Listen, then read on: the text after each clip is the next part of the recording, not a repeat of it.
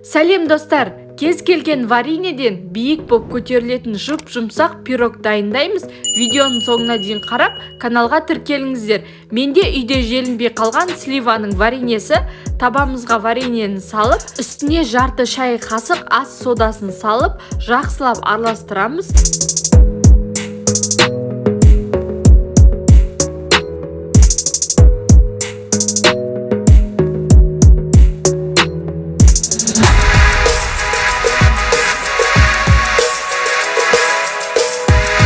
Сонда бізде видеода көріп тұрғандай ағарып, массамыз көбейеді.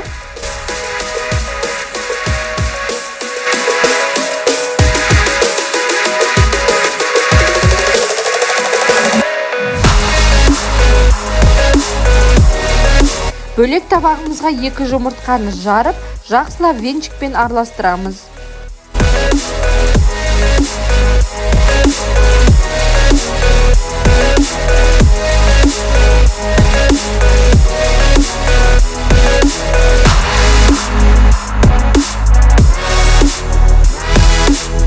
Жұмыртқамызды жаңағы вареньенің үстіне қосып, бір массаға келгенге дейін жақсылап араластырамыз. Одан соң үстіне ұнымызды електен өткізіп қосамыз. Ұнды видеода көрсетілгендей 2 бөлікке бөліп қосамыз. Одан соң бір массаға келгенше жақсылап араластырамыз.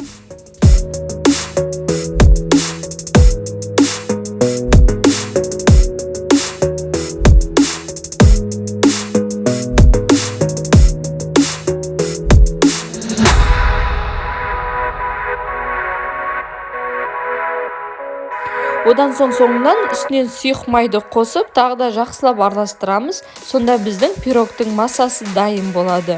Дайын болған пирогты формамызға салып, бір келкі етіп орналастырып, алдын ала қызып тұрған пеште 180 градуста 35-40 минут пісіреміз. Қалауыңыз бойынша үстіне сахарный пудра немесе шоколад қолдансаңыз болады. Өте жұп-жұмсақ биік болып піседі. Басқа да видеоларды жіберіп алмас үшін каналыма тіркеліп қоңыраушаны басып қойыңыз. Астарыңыз дәмді болсын.